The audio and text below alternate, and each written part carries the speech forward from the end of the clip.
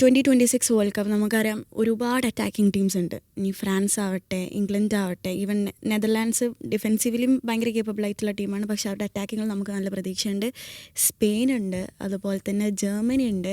അപ്പോൾ ഈ ഒരു വേൾഡ് കപ്പിൽ ഏതായിരിക്കും ഒരു ബെസ്റ്റ് അറ്റാക്കിംഗ് ടീമായിട്ട് മുമ്പിലുണ്ടാവുക?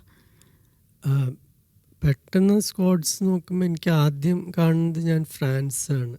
ഫ്രാൻസ് ഇപ്പോൾ എംബാപ്പെ തുടങ്ങിയിട്ട് പിന്നെ ഡെംബെലെ, ഡെസിരെ ഡുവെ, റയൻ ചർക്കി, ഒളീസെ പ്രത്യേകിച്ചും ഇപ്പോഴത്തെ ഈ സീസണിലത്തെ ഒരു ബ്രേക്ക് ഔട്ട് സ്റ്റാർ തന്നെയായിരുന്നു. അപ്പോൾ ഫ്രാൻസിന് ഏറ്റവും അറ്റാക്കിംഗ് ഡെപ്ത് ഉള്ള ഒരു ടീമാണ്. ഈ ഒരു അറ്റാക്കിനെ ദശാംശ ഏത് രീതിയിലായിരിക്കും ഉപയോഗപ്പെടുത്തുക? കൗണ്ടർ അറ്റാക്ക് ആയിരിക്കും എന്നാണ് സാറിന് എന്താണ് ഒരു ഫ്രാൻസിന്റെ പ്ലേയിങ് സ്റ്റൈൽ നോക്കും? കൗണ്ടർ അറ്റാക്ക് ആവുമെന്ന് എനിക്ക് തോന്നുന്നില്ല. കഴിഞ്ഞ തവണ അങ്ങനെയായിരുന്നു, പക്ഷെ ഇത്തവണ ഇത്രയും നല്ല കളിക്കാരുള്ളപ്പോൾ അതിലൊരു അർത്ഥമില്ല. പിന്നെ ഒരു റയൻ ചർക്കി ഇവരൊക്കെ ആയിരിക്കും ചിലപ്പോൾ ബെഞ്ചിൽ നിന്ന് വരുന്നത്. അപ്പോൾ അവർക്ക് ആ ഒരു ഫുൾ സ്പീഡിൽ തന്നെ കളിക്കാൻ പറ്റും. എന്ന് വെച്ചാൽ അത്രയും ശക്തമായ ബെഞ്ചാണ്. ഒരു പ്രോപ്പർ നമ്പർ 9 ഡ്യൂട്ടി ഡെംബലേക്ക് തന്നെ ആയിരിക്കും എന്നാണ് വിചാരിക്കുന്നത്. എംബാപ്പയുടെ പ്രിഫറൻസ് ലെഫ്റ്റ് കളിക്കാനാണ്. അപ്പം മിക്കവാറും മിഡിൽ കൂടി ഡെംബെലെ ആയിരിക്കും.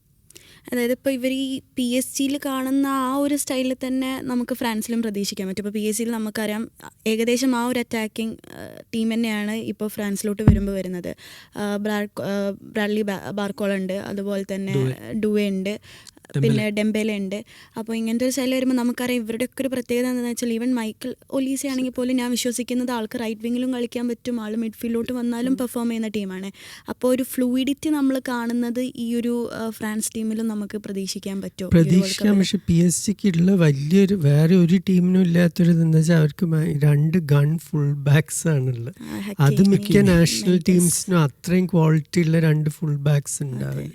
അപ്പോൾ കുറച്ചും കൂടി ആ ഒരു വിങ്സ് പ്രൊട്ടക്റ്റ് ചെയ്ത് ആലോചിച്ച് കളിക്കാം. മറ്റേത് ഹക്കീമിയും മെൻഡസും ഉള്ളപ്പോൾ നമുക്ക് ആലോചിക്കേണ്ട ആവശ്യമില്ല. ഡിഫെൻസീവ്ലി ഒഫെൻസീവ്ലി 2 ഏരിയയിലും മികച്ച കളിക്കാർ. PSG പോലത്തെ ഒരു കെയോസ് ബിൽഡ് ചെയ്യില്ല. ഇല്ല, പക്ഷെ കുറച്ച് എന്താ വെച്ചാൽ അവർ കളിക്കാൻ പോകുന്നത് 2 സിറ്റേഴ്സ് എന്തായാലും ഉണ്ടാവും. ചുവമനെയും കാമവിംഗ ആയിരിക്കും, അല്ലെങ്കിൽ റാബിയോ. 2 പേര് സിറ്റിംഗ് മിഡ്ഫീൽഡേഴ്സ് വെച്ചിട്ടേ ഡെഷാംസ് കളിക്കുള്ളൂ. പിന്നെ മുന്നിലായിരിക്കും ക്രിയേറ്റിവിറ്റി മുഴുവൻ വരാൻ പോകുന്നത്. അതിൽ നമ്മൾ ഫ്രാൻസാണ് ഇതുവരെ നമ്മൾ പറഞ്ഞത്. അതുപോലെ തന്നെ ഒരു അറ്റാക്കിംഗ് ഏറ്റവും ബെസ്റ്റ് ടീം ഒന്ന് ബ്രസീലാണ്. ബ്രസീലിന് ഇപ്പോൾ ഡിഫൻസിലും മിഡ്ഫീൽഡിലൊക്കെ നമുക്ക് പലതരം കൺഫ്യൂഷൻസ് ഉണ്ട്. ഇപ്പോൾ ഫുൾ ബാക്കിന്റെ പ്രശ്നങ്ങളുണ്ട്, ഒരു വലിയൊരു ക്രിയേറ്റീവ് മിഡ്ഫീൽഡറെ ചോദ്യമുണ്ട്, പ്രത്യേകിച്ച് നെയ്മറൊക്കെ പരിക്കാൻ സാധ്യത. പക്ഷേ അറ്റാക്കിങ്ങിലേക്ക് വരുമ്പോൾ നമുക്ക് അങ്ങനെ ഒരു ആശങ്കയില്ല.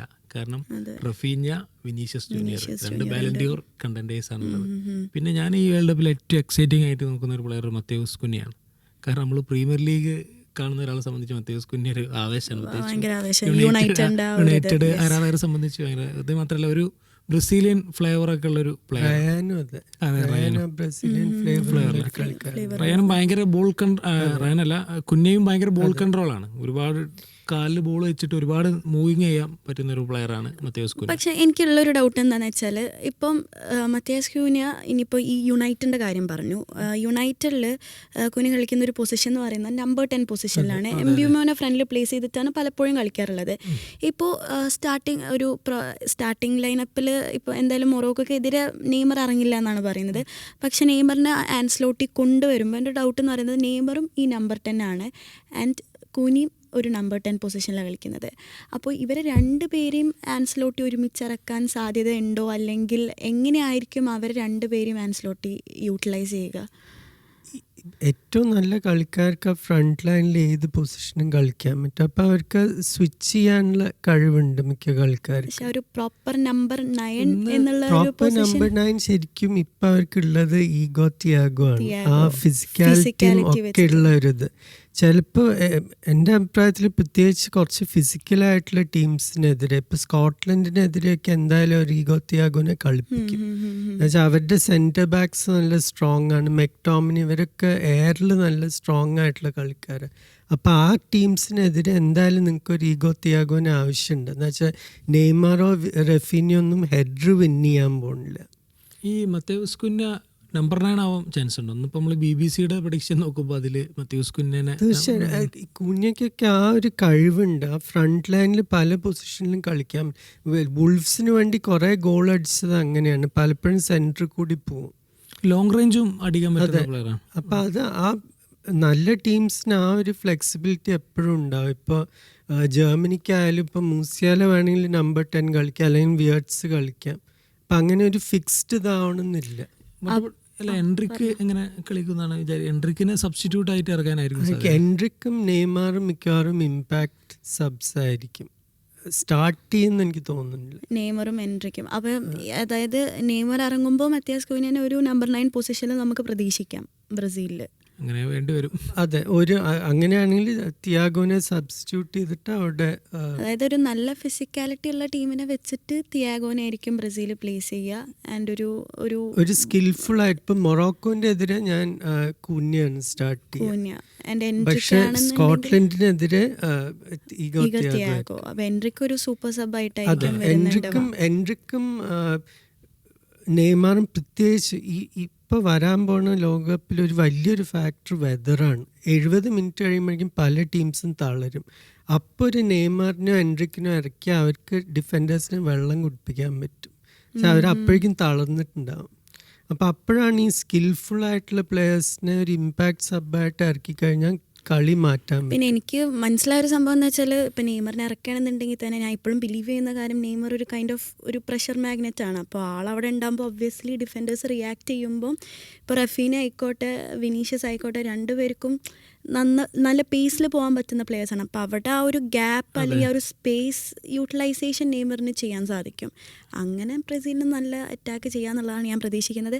നമ്മൾ ഇപ്പോൾ ഈ ഒരു വേൾഡ് കപ്പിൽ പ്രത്യേകിച്ച് നമ്മുടെ നാട്ടിൽ ഫാൻസ് കൂടുതലൊരു ടീമാണ്. ഇപ്പോൾ നിലവിൽ ഞാൻ കണ്ടൊരു ട്രെൻഡിൽ പോർച്ചുഗൽ, റൊണാൾഡോ ക്രിസ്ത്യാനോ റൊണാൾഡോ, അതിലുപരി ഡിയാഗോ ജോട്ട എന്നുള്ളതാണ്. അപ്പോൾ ഇവരുടെ അറ്റാക്കിങ്ങും ഒരു സൈഡിൽ റഫേലിയാവോ ഉണ്ട്, ബെർണാഡോ സിൽവ ഉണ്ട്, ബ്രൂണോ ഫെർണാണ്ടസ് ഉണ്ട്, ഇനി നമ്പർ 9 ക്രിസ്ത്യാനോ റൊണാൾഡോ. ഇനിയിപ്പം റാമോസ് ആണെങ്കിലും PSG ഒരുപാട് സ്റ്റാർട്ടിങ്ങിലൊന്നും കിട്ടിയിട്ടില്ല. പക്ഷേ ഫിലിക്സ്, അതായത് സൗദി പ്രോ ലീഗിൽ ബെസ്റ്റ് പ്ലെയർ ആയിട്ടാണ് ഫിലിക്സ് വരുന്നത്. അതുപോലെ തന്നെ ഇനിയിപ്പോൾ റാമോസ് ആണെങ്കിലും PSG വേണ്ടി അധികം സ്റ്റാർട്ട് ചെയ്തില്ല, പക്ഷേ പോർച്ചുഗലിന് വേണ്ടി ഹാട്രിക്ക് സ്കോർ ചെയ്തൊരു പ്ലെയറാണ് റാമോസ്. അപ്പോൾ ഈ ഒരു പോർച്ചുഗലിൻ്റെ അറ്റാക്കിംഗ് എങ്ങനെയായിരിക്കും നിങ്ങൾ രണ്ടുപേരും ഒരു അതിൽ റൊണാൾഡോയെ വെച്ച് എങ്ങനെ ഉപയോഗപ്പെടുത്തും എന്നുള്ളതൊരു എക്സൈറ്റിംഗ് ആണ്. പിന്നെ സാറിന് എന്താണെന്ന് തോന്നുന്നത് മാർട്ടിനസ്? ഇപ്പോൾ വളരെ ഫിസിക്കലി ടഫായിട്ടുള്ളൊരു കളിയാണെങ്കിൽ ഞാൻ സബ്ബായിട്ടേ ഇറക്കുള്ളൂ. പക്ഷേ മാർട്ടിനസിന് അതിനുള്ള ധൈര്യം ഉണ്ടോ ബെഞ്ച് ചെയ്യാന്നുള്ളതാണ് വലിയൊരു ചോദ്യം. ഇപ്പോൾ തോമസ് ടൂക്കലോ ഡെഷാംസോ മറ്റേ ആൻസ്ലോട്ടിയോ ആണെങ്കിൽ അവർക്കൊരു പേടി ഉണ്ടാവില്ല. പക്ഷെ മാർട്ടിനസ് അത് ചെയ്യുമോയെന്നൊരു സംശയമാണ്. റൊണാൾഡോ പക്ഷേ കഴിഞ്ഞ ലോകപ്പിനെ അപേക്ഷിച്ച് പ്രായം കൂടിയിട്ടുണ്ടെങ്കിലും കുറച്ചുകൂടി ഫോമിലല്ലേ ഇപ്പോൾ വരുന്നത്, അങ്ങനെ തോന്നുന്നുണ്ടോ? ഇപ്പോഴത്തെ പോർച്ചുഗൽ ടീമിൻ്റെ ഒരു വലിയൊരു ഗുണം എന്താണ്, റൊണാൾഡോന് അത്ര ഓടേണ്ട ആവശ്യമില്ല. എന്നുവെച്ചാൽ ഇത് മുഴുവൻ ഈ നിങ്ങളിപ്പോൾ അറ്റാക്കിംഗ് നിരയിലത്തെ കളിക്കാരുടെ പേര് മാത്രമേ പറഞ്ഞു. വിറ്റീനിയം ജാവനവസും best 2 creative plus defensive strength ഉള്ള മിഡ്ഫീൽഡേഴ്സാണ്. പിന്നെ ഫുൾ ബാക്കിൽ ന്യൂനോ മെൻഡസും മറ്റേ സൈഡിൽ 3 ഓപ്ഷൻസ് ഉള്ള ക്യാൻസലോ ഡാലോ മറ്റേ. അപ്പോൾ അത്രയും ചാൻസസ് സൃഷ്ടിക്കാൻ കഴിവുള്ള കളിക്കാരുണ്ട്. ഇവർക്ക് എല്ലാവർക്കും ത്രൂ ബോൾ കൊടുക്കാൻ. റൊണാൾഡോന് അതാണ് ആവശ്യം. ബ്രൂണോ ഫെർണാണ്ടസ് നമ്പർ 10 ആയിട്ട്. അപ്പോൾ എല്ലാ ഭാഗത്തുനിന്നും ത്രൂ ബോൾ കിട്ടാൻ സാധ്യതയുണ്ട്. അപ്പോൾ അത്രയും ഓടിയാൽ മതി. മാർട്ടിനസ് ട്രാക്ക് ചെയ്യാനും പറയാനൊന്നും പോകുന്നില്ല. റൊണാൾഡോനെ വലിക്കുമ്പോഴായിരിക്കും പിന്നെ റാമോസിന് ചാൻസ് ഉണ്ടാവും അല്ലേ? അതെ. ഇന്നലത്തെ കളിയിൽ വേറൊരു പ്ലെയറാണ് റൊണാൾഡോയെ പിൻവലിച്ചപ്പോൾ വന്നത്. അതിന് പേര് എനിക്ക് പെട്ടെന്ന് കിട്ടുന്നില്ല. എന്താണ് ഗോഡ്സാലസ്, എന്താണ് അദ്ദേഹമാണ് ഗോൾ അടിച്ചത് ഇന്നലെ. റൊണാൾഡോ പിൻവലിച്ച് വന്ന പ്ലെയറാണ് റൊണാൾഡോനെ പിൻവലിച്ചാണ് വന്നത്, അദ്ദേഹമാണ് ഗോൾ അടിച്ചത്. അതെ, എനിക്ക് തോന്നുന്നു ലെഫ്റ്റ് വിങ്ങറിലാണ് ഇപ്പോൾ നിലവിൽ.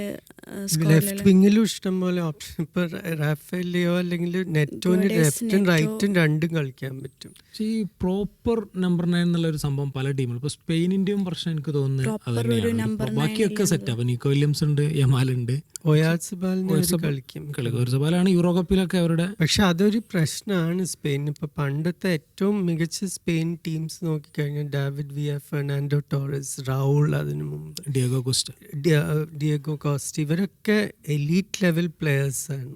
അപ്പൊ ആ ഒരു ക്വാളിറ്റി ഉള്ള ഗോൾ സ്കോറർ നമ്പർ 9 ഒരു ഗോൾ സ്കോറർ. എനിക്ക് തോന്നുന്നു ഒരു സ്പെയിനിന് കുറച്ച് കാലമായിട്ട് ഇപ്പോൾ കഴിഞ്ഞ പ്രാവശ്യം ഉണ്ടായിരുന്ന മൊറാട്ടയായിരുന്നു. മൊറാട്ട ഒരു എൻ്റെ ഒരു പെർസ്പെക്റ്റീവിൽ ബാക്കി എലൈറ്റ് പ്ലേയേഴ്സിനെ കമ്പയർ ചെയ്യുമ്പോൾ അത്ര ഒരു ഗെയിം അവയർനെസ് ഇല്ലാത്തൊരു പ്ലെയർ ആയിട്ടാണ് എനിക്ക് പലപ്പോഴും മൊറാട്ടനെ ഫീൽ ചെയ്തിട്ടുള്ളത്. അപ്പോൾ സ്പെയിൻ ഒരു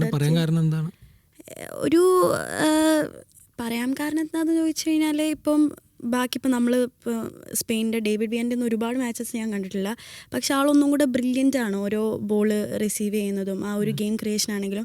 പക്ഷെ മൊറാട്ട പലപ്പോഴും കളിച്ച ക്ലബ്ബുകളിലൊന്നും ആ ഒരു നമ്മളിപ്പോൾ ഗെയിം കാണുമ്പോൾ ആ ഒരു പെർസ്പെക്റ്റീവിൽ നമുക്ക് മൊറാട്ടനെ പലപ്പോഴും ഫീൽ ചെയ്യാറില്ല.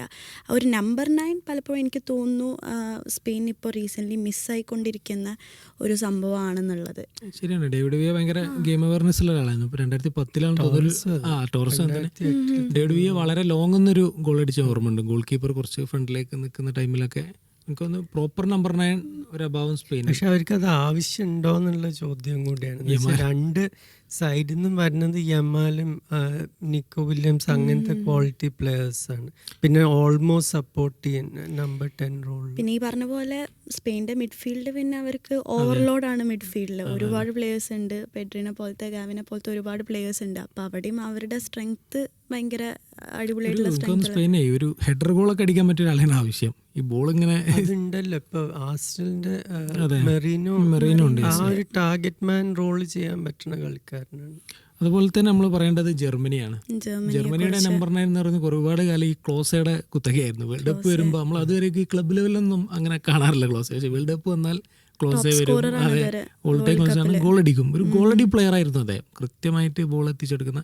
പക്ഷെ അതുപോലെ ഒരു പ്രോപ്പർ നമ്പർ 9 ഇല്ല. പക്ഷെ വളരെ സ്കില്ലുള്ള കളിക്കാരനാണ്. കൈ ഹാവർട്സിന് ആ മിഡ്ഫീൽഡും അറ്റാക്കും ലിങ്ക് ചെയ്യാൻ നല്ല കഴിവുള്ള കളിക്കാരൻ.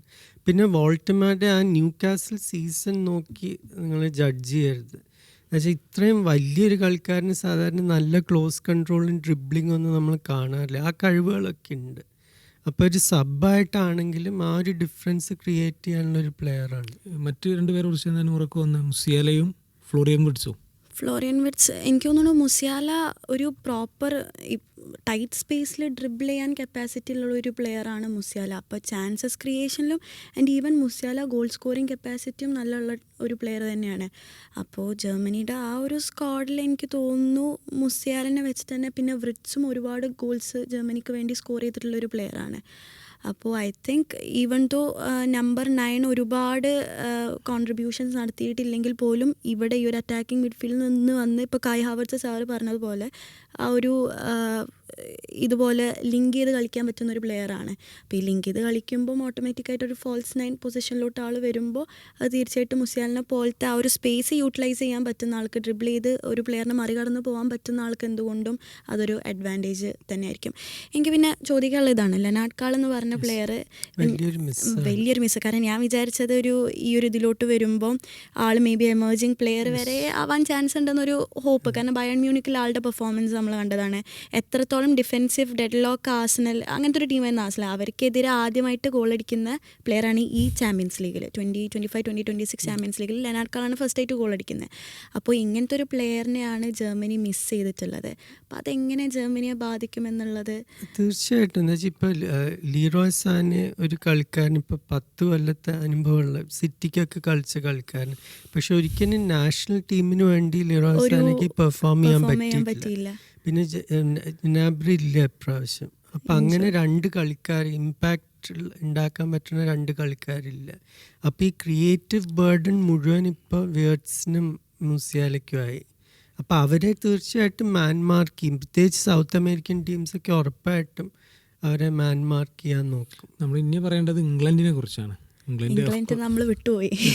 മീൻസ് നമ്മളിങ്ങനെ ഇനിയും പറയാനുണ്ട്. അർജന്റീന നമ്മൾ പറയാനുണ്ട്. അപ്പോൾ England one of the best ആണ്. ഇപ്പോൾ ബ്രസീൽ, ഫ്രാൻസ്, അർജന്റീന എന്നൊക്കെ പറയുന്ന പോലെ ബെസ്റ്റ് അറ്റാക്കിംഗ് ആണ്. ഒന്ന് ഹാരി കെയ്ൻ ആണ്. ഹാരി കെയ്ൻ തകർപ്പൻ ഫോമിലാണ് വരുന്നത്. ഈ സെറ്റ് പീസിനെ ഒരാളാണ്. സെറ്റ് പീസ് മീൻസ് പെനാൽറ്റി അത് ഏറ്റവും മാത്രമല്ല R9 കഴിഞ്ഞിട്ട് ഏറ്റവും കംപ്ലീറ്റ് ആയിട്ട് ഞാൻ കണ്ടിട്ടുള്ള സെന്റർ ഫോർവേഡ് ഹാരി കെയ്നാണ്. എന്തുകൊണ്ടാണ് അങ്ങനെ അല്ല, എല്ലാ ലോങ് റേഞ്ചിൽ നിന്ന് ഗോൾ അടിക്കാം.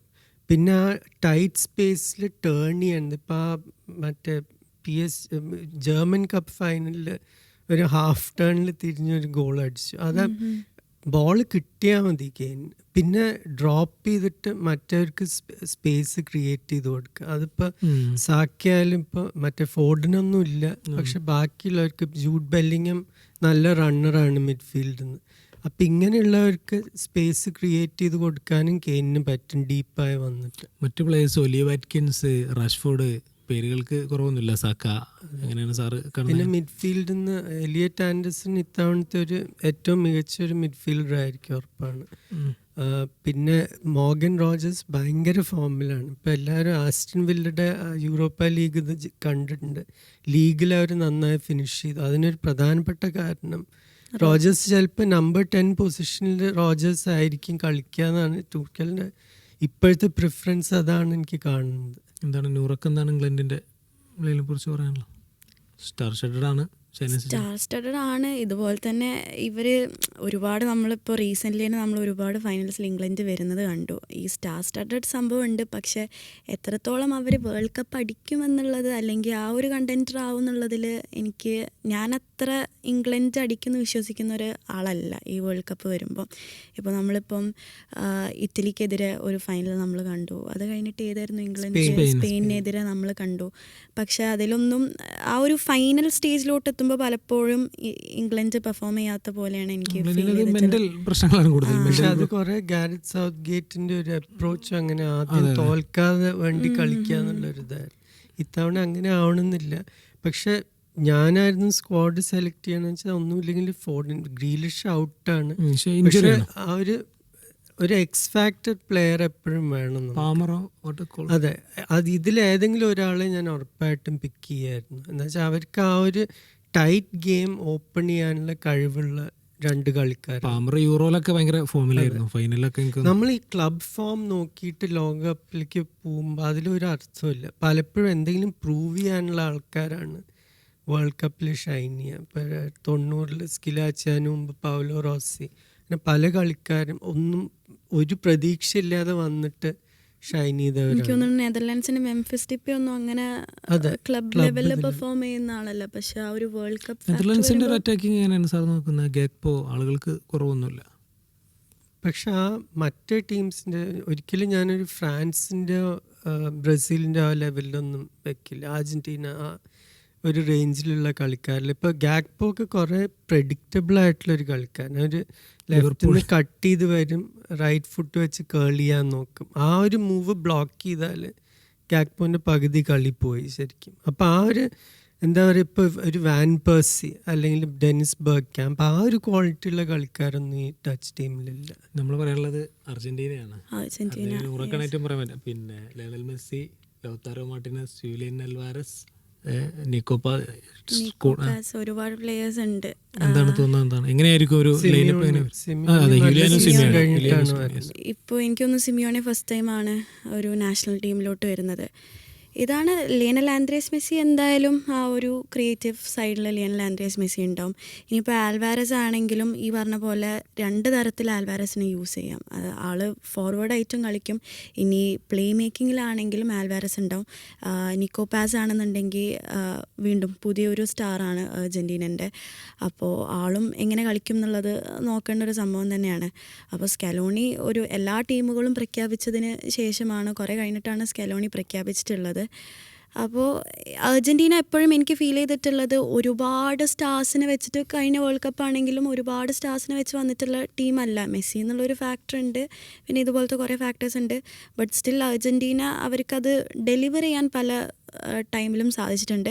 പക്ഷേ അർജൻറ്റീനൻ്റെ എനിക്ക് അറ്റാക്കിങ്ങിലുള്ളതിനെക്കാട്ടിലും എൻ്റെ ഒരു കൺസേൺ എന്ന് പറയുന്നത് അവരുടെ ഡിഫൻസ് എത്രത്തോളം ഇപ്പം ഓക്കെ ആണെന്നുള്ളതാണ്.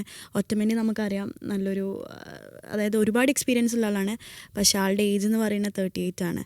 അപ്പോൾ ആൾക്ക് പകരം എങ്ങനെ, അങ്ങനത്തെ കൺസേൺസ് ആണ് അർജൻറ്റീന മോർ ദാൻ അറ്റാക്കിങ്ങിനെക്കാട്ടിലും എനിക്ക് ഫീൽ ചെയ്തിട്ടുള്ളത്. അറ്റാക്കിങ്ങിന്റെ കൂടെ തന്നെ അവർക്ക് 2 മികച്ച ഫുൾ ബാക്സ് ഉണ്ട്. മറ്റേ മൊളീന ആയാലും ടാഗ്ലിഫിക്കോ ആയാലും അവർ എല്ലാ അറ്റാക്കും ജോയിൻ ചെയ്യാൻ സാധ്യതയുള്ള 2 കളിക്കാരാണ്. പക്ഷെ നൂറ പറഞ്ഞ പോലെ സെൻട്രൽ ഡിഫൻസ് എനിക്ക് തീരെ ക്രിസ്ത്യൻ റൊമേറോൻ്റെ ഇവിടെയാണ് പ്രശ്നം, കളിയിലല്ല. പക്ഷെ മെൻ്റലി ഒരു ആളാകപ്പാടെ ഒരു ഫ്രാജൈലായിട്ടുള്ളൊരു പ്ലെയറാണ്. ടോട്ടനം ഹോട്ട്സ്പർ ഏത് ഫാനിനോട് ചോദിച്ചാലും അവരത് പറയും. ഓട്ടോമാറ്റിക്ക് പിന്നെ ഇത്രയും പ്രായമായ ഒരു കളിക്കാരന് 8 മാസം 8 കളി ഒരു മാസത്തിൽ ആയിരിക്കും. അവർ എക്സ്പീരിയൻസ് ഉള്ള ഒരു കളിക്കാരനെ ബെഞ്ചിലിരുത്താൻ സാധ്യതയില്ല, പ്രത്യേകിച്ച് സ്കലോണി. ഒരു പ്രോപ്പർ നമ്പർ 9 ഉണ്ടല്ലേ, ലൗതാരോ ഉള്ളതുകൊണ്ട് ഗോൾ എങ്ങനെയെങ്കിലും റൂണിയൊക്കെ സ്റ്റേലേ എങ്ങനെയെങ്കിലൊക്കെ ഒന്ന് ഗോൾ അടിക്കുക എന്നുള്ള ഒരു പേര് നമ്മൾ ഈ. പക്ഷെ അർജന്റീനയെ പറ്റിയുള്ള എനിക്ക് ഉള്ള ഒരു കൺസേൺ, ഇതൊരു ഗോൾഡൻ ജനറേഷൻ എന്നല്ല, ഒരു പീരിയഡിൻ്റെ അവസാനമാണ് ശരിക്കും. ഇത് 95 തുടങ്ങിയ പരിപാടിയാണ്. ഹോസെ പെക്കമനും ഹ്യൂഗോ ടൊക്കാലി എന്ന് പറഞ്ഞ 2 കോച്ചസ്. ആ ആദ്യത്തെ അണ്ടർ-20 ലോകകപ്പിൽ സ്കലോണി 97 കളിച്ച അവർ ജയിച്ചപ്പോൾ. അതിൽ പാബ്ലോ അയമ, റിക്കൽമെ ഇവരൊക്കെ ഉണ്ട്. 2007 ആയപ്പോഴേക്കും ഡിമറിയ, എഗ്വേറോ, 5 മെസ്സി. അപ്പം ഇവരുടെയൊക്കെ ആ പീരിയഡ് കഴിഞ്ഞു. ഇനിയിപ്പോൾ ആര് വരാണ്ട്? ഇപ്പം വലിയൊരു പ്രതീക്ഷ ഫ്രാങ്കോ മാസ്റ്റാൻഡോനോ ആയിരുന്നു. പക്ഷെ ആ റെയാലിലേക്ക് പോയതോടുകൂടി കളി കുറേ താഴോട്ട് പോയിട്ടുണ്ട്. അപ്പം അങ്ങനെ ഒരു പ്രശ്നമുണ്ട്. ഇനി ഇത് ഇത്തവണ ജയിച്ചില്ലെങ്കിൽ പിന്നെ കുറേ കാലം ചിലപ്പോൾ വെയിറ്റ് ചെയ്യേണ്ടി വരും ട്രോഫിക്ക് വേണ്ടി. ഇനി നമ്മൾ ഈ ടോപ്പ് ടീം അല്ലാത്ത നല്ല സ്ട്രൈക്കേഴ്സുള്ള ടീമുണ്ട്, നോർവേ, സ്വീഡൻ. ഇപ്പോൾ സ്വീഡൻ യോക്കരസും ഇസാക്കും ഒക്കെ ഉള്ള ടീമാണ്. അതുപോലെ തന്നെ നോർവേ ഉണ്ട്. എന്താണ് അതൊരു ലോകകപ്പ് വരുമ്പോൾ ഒരു സ്ട്രൈക്കർ മതി പലപ്പോഴും. ഇപ്പോൾ കാമറൂൺ, റോജർ മില്ല, പിന്നെ ഒളെഗ് സലങ്കോ ഒരു മാച്ചിൽ 5 ഗോൾ അടിച്ചു റഷ്യക്ക് വേണ്ടി. അങ്ങനെ പല എൽഹാജ് ഡ്യൂഫ് സെനഗലിന് വേണ്ടി 2002, ഗാനയ്ക്ക് വേണ്ടി. അപ്പോൾ പലപ്പോഴും ഒരു ഇൻഫോം സ്ട്രൈക്കർ ഉണ്ടായാൽ നിങ്ങൾക്ക് ക്വാർട്ടറോ സെമിയോ എത്താൻ പറ്റും. അതുപോലെ നമ്മൾ പറയാൻ വിട്ടുപോയൊരു ടീമുണ്ട് നമ്മുടെ ബെൽജിയം. റൊമേലു ലുക്കാക്കു, ട്രൊസാർഡ്, അതുകൂടി മറ്റേ മിലാൻ്റെ അത്യാവശ്യം അറ്റ്ലാന്റ. എന്താണ് തോന്നുന്നത് ബെൽജിയത്തിൻ്റെ ഒരു? ബെൽജിയം ഇത്തവണ പെർഫോം ചെയ്യാൻ സാധ്യത എന്ന് വെച്ചാൽ പ്രതീക്ഷയില്ല. അവർക്ക് എപ്പോഴും പ്രശ്നം പറ്റാറുള്ളത് പോർച്ചുഗലിനും ബെൽജിയമിനും പറ്റുന്ന വലിയൊരു പ്രശ്നം അവർക്ക് എക്സ്പെക്റ്റേഷൻ ഹാൻഡിൽ ചെയ്യാൻ പറ്റില്ല. ഇത്തവണ പോർച്ചുഗലിനെ പറ്റി വലിയ പ്രതീക്ഷയുണ്ട്, പക്ഷെ ആരും ബെൽജിയമിനെ പറ്റി സംസാരിക്കുന്ന പോലും ഇല്ല. പക്ഷെ അവർക്ക് വളരെ അനുഭവമുള്ള കളിക്കാർ, ഇപ്പോൾ കെവിൻ ഡി ബ്രോയിനൊക്കെയാണ് അഡ്വാൻസ് മിഡ്ഫീൽഡിൽ കളിക്കുന്നത്. അപ്പം അങ്ങനത്തെ എക്സ്പീരിയൻസ് ഉള്ള കളിക്കാരുണ്ട്. പിന്നെ ഡോക്കു ഇപ്പോൾ പ്രീമിയർ ലീഗിൽ തന്നെ ഏറ്റവും മികച്ചൊരു ഇമ്പാക്ട് പ്ലെയറാണ്. അപ്പം അവർക്ക് പക്ഷെ നേരത്തെ ഇപ്പോൾ അർജന്റീനയുടെ കാര്യം പറഞ്ഞ പോലെ ഡിഫെൻസീവ് ലൈനിനെ പറ്റി എനിക്കൊരു വിശ്വാസമില്ല ബെൽജിയമിന്. ഞാൻ ഒരു ഒറ്റ കാര്യം കൂടെ ചോദിക്കട്ടെ. അതായത് ഇപ്പം ഭയങ്കര പ്രഡിക്ഷൻസ് നന്നായിട്ട് നടക്കുന്നുണ്ട്. ഇപ്പോൾ നിങ്ങൾ പറഞ്ഞ പോലെ ഹോക്കിംഗ് ക്ലെമൻറ്റ് പ്രഡിക്റ്റ് ചെയ്തു, 2014 പ്രഡിക്റ്റ് ചെയ്തു, 18 പ്രഡിക്റ്റ് ചെയ്തു, 22 പ്രഡിക്റ്റ് ചെയ്തു. ഇപ്പോൾ 2026 ഒരു പ്രഡിക്ഷൻ നടത്തി. EA സ്പോർട്സും പ്രഡിക്റ്റ് ചെയ്തു. അവരും ഇതേപോലെ 2010 തൊട്ട് പ്രഡിക്റ്റ് ചെയ്തത് ഫുള്ള് ശരിയായി. പക്ഷേ ഈ 2026 വരുമ്പം 2 പേരും 2 ദിശയിലാണ് പ്രഡിക്റ്റ് ചെയ്തിട്ടുള്ളത്. അതായത് ഹോക്കിം ക്ലെമൻറ്റ് പ്രഡിക്റ്റ് ചെയ്യുന്നത് നെതർലാൻഡ്സും പോർച്ചുഗലും ഫൈനൽസിൽ വരും, അതിൽ നെതർലാൻഡ്സ് വിജയിക്കും എന്നുള്ളതാണ്. പക്ഷേ EA സ്പോർട്സ് എനിക്ക് തോന്നുന്നു അവർ കുറച്ചും കൂടെ അവരുടെ ആ ഒരു ടെക്നോളജി വെച്ചിട്ടാണ് പ്രഡിക്റ്റ് ചെയ്യുന്നത്. അതെ, ഡേറ്റ വെച്ചിട്ടാണ് ഒരുപാട് പ്രാവശ്യം ഒരു ആർട്ടിഫിഷ്യൽ പോലെ കളി ഓട്ടോമേറ്റ് ചെയ്തിട്ടാണ് അവർ പ്രഡിക്റ്റ് ചെയ്യുന്നുള്ളതാണ് ഞാൻ വായിച്ചപ്പോൾ എനിക്ക് മനസ്സിലായത്. അപ്പോൾ ഇപ്രാവശ്യം അവർ പ്രഡിക്റ്റ് ചെയ്യുന്നത് സ്പെയിൻ വരും എന്നുള്ളതാണ്. അപ്പോൾ എനിക്ക് അറിയേണ്ടത് ഒരു പ്രഡിക്ഷൻ പോലെ നിങ്ങളുടെ 2 പേരുടെ ഒരു അഭിപ്രായം എന്താണെന്നുള്ളതാണ്. എൻ്റെ ഒരു യൂറോപ്യൻ ടീമായിരിക്കും ഇതുവരെ. ജർമ്മനി 2014 വരെ ജയിക്കണ വരെ ഒരു യൂറോപ്യൻ ടീമും അമേരിക്കാസിൽ ജയിച്ചിട്ടുണ്ടായിരുന്നില്ല. പക്ഷെ ഇത്തവണ എനിക്ക് ഏകദേശം ഉറപ്പാണ് ആദ്യം ഒരു യൂറോപ്യൻ ടീം ജയിക്കും. അത് സ്പെയിൻ ആയിരിക്കും, ഫ്രാൻസ് ആയിരിക്കും എന്ന് എനിക്ക് ഉറപ്പ്. അപ്പോൾ നിങ്ങളുടെ പ്രഡിക്ഷൻ?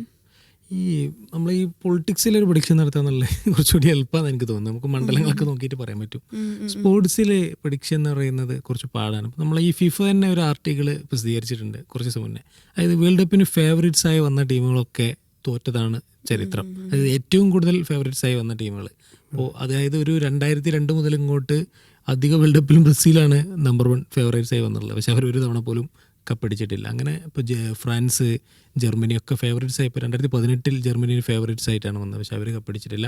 2010 മാത്രമാണ് സ്പെയിൻ ഫേവറേറ്റ്സ് ആയി വന്നു, സ്പെയിൻ തന്നെ കപ്പടിച്ചു. 2002 ബ്രസീൽ അടിക്കുമ്പോൾ ബ്രസീലല്ല ഫേവറേറ്റ്സ്, അന്ന് അർജന്റീനയാണ് എന്നാണ് ഫിഫ ഒക്കെ പറയുന്നത്. ബെറ്റിംഗ് ഓഡ്സിലൊക്കെ അവർ ഭയങ്കര ഫോമിലായിരുന്നു. അവർ ക്വാളിഫിക്കേഷൻ കൊണ്ടുള്ള ഗോൾഡൻ ടീമായിരുന്നു അർജന്റീന. അതെ, ഭയങ്കര ഫാൻസ് ഉള്ള ഒരു ടീമായിരുന്നു. ബാറ്റിസ്റ്റൂട്ട അങ്ങനെ ഒരു വലിയൊരു ഇറാനായിരുന്നു. അപ്പോൾ ഫേവറേറ്റ്സുകൾ തന്നെ കപ്പടിക്കുന്നതെന്ന് ഫുട്ബോളിൽ ഇല്ല. അപ്പോൾ 2006 ബ്രസീലാണെങ്കിൽ അന്ന് ഇറ്റലിയാണ് കപ്പടിച്ചത്. അപ്പോൾ എനിക്ക് തോന്നുന്നത് ഈ യൂറോപ്പ്, ലാറ്റിൻ അമേരിക്ക അപ്പുറത്തേക്ക് കിരീടം പോകില്ല എന്നുള്ള പറയാറുള്ളത്. അപ്പോൾ അതിനപ്പുറത്തേക്ക് ഈ വർഷം പോകും നമുക്ക് കരുതാൻ വയ്യ.